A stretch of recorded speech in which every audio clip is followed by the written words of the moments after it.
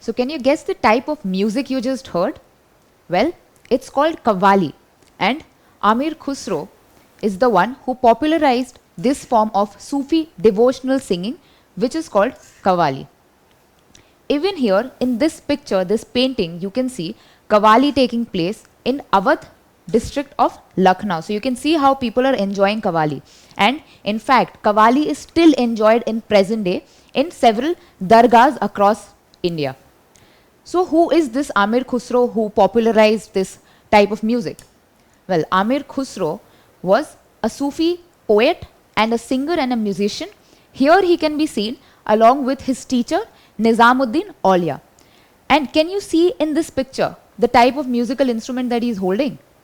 Well, that's a sitar, and you'd be surprised to know that it was Amir Khusro who invented the sitar and even tabla. So, Amir Khusro unfortunately died at the age of 72, 6 months after his teacher Nizamuddin Aulia passed away. Before that, he taught many people, as can be seen in this painting. So now when the Turkish people, they came into India, they brought along with their culture new musical instruments such as sarangi and rabab.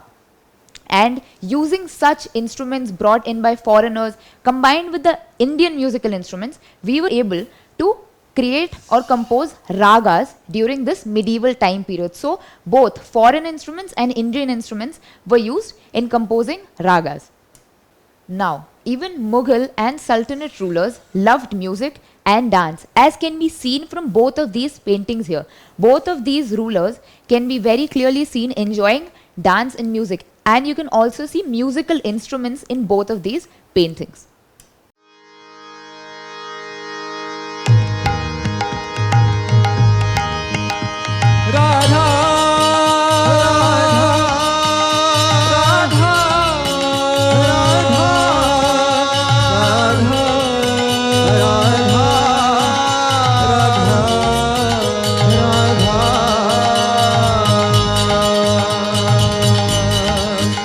So now, the form of music that you just heard is known as Kirtan. While the Sufis were making their own devotional songs as Qawwalis, the Bhakti movement saints were also busy with Kirtans. So, Bhakti saints started the tradition of singing devotional songs which were known as Kirtans. Even in this 19th century painting, you can see people enjoying Kirtan. As you can see, a lot of people dancing here.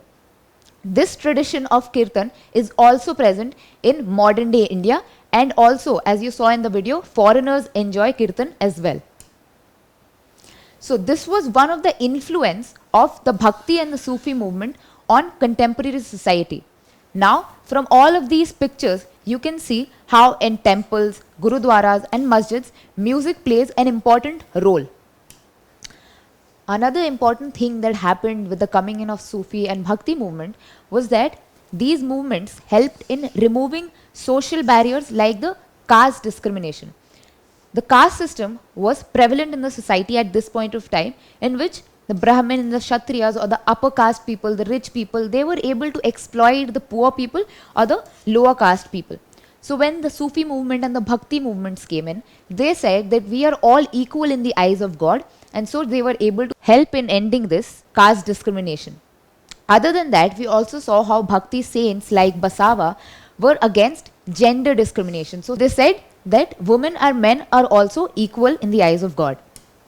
Another thing that happened is that when the Bhakti movement came in, it kept a check on the growth of Buddhism. How did it do that? Well, let's check out this animation to find out. Now, imagine our Hinduism as a huge tree. Now, this tree is infested with insects such as complex rituals and ceremonies, and also the caste system.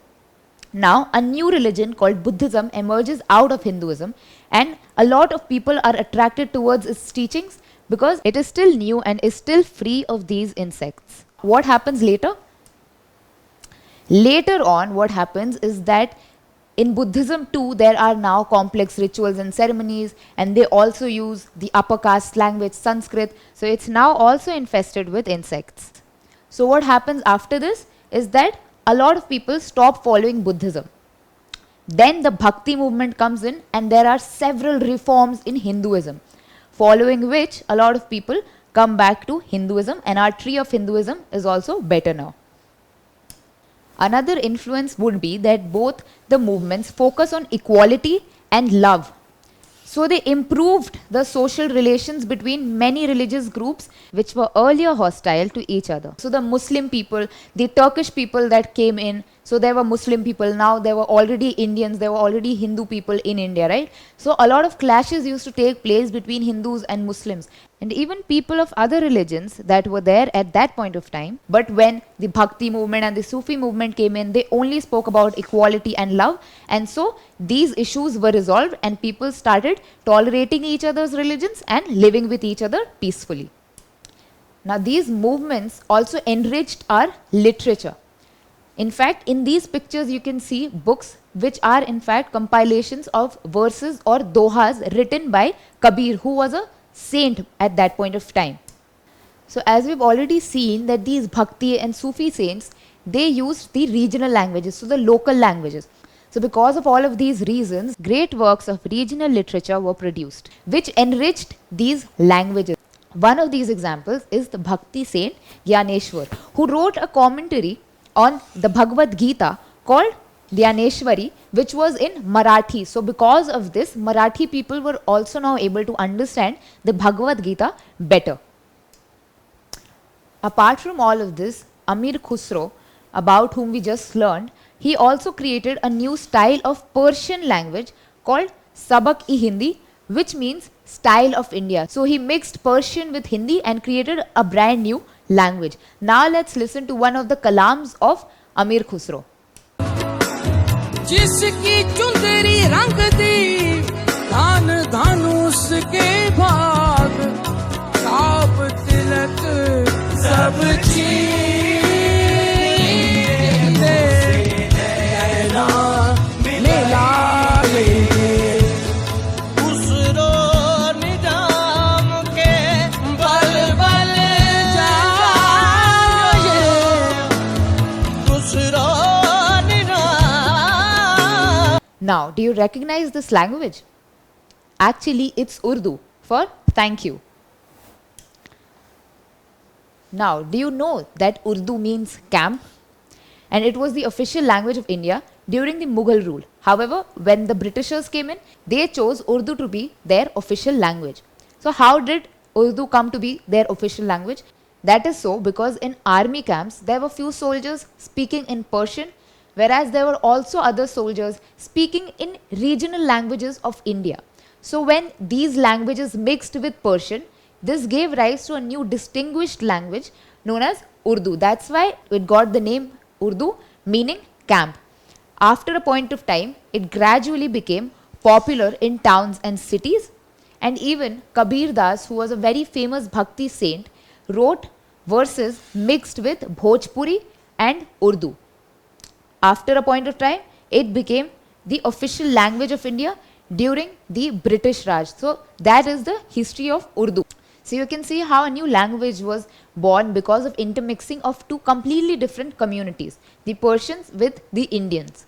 So as you saw, it began or it started to spread in army camps, and soon it became so important in all of India that it became the official language of India during the British Raj.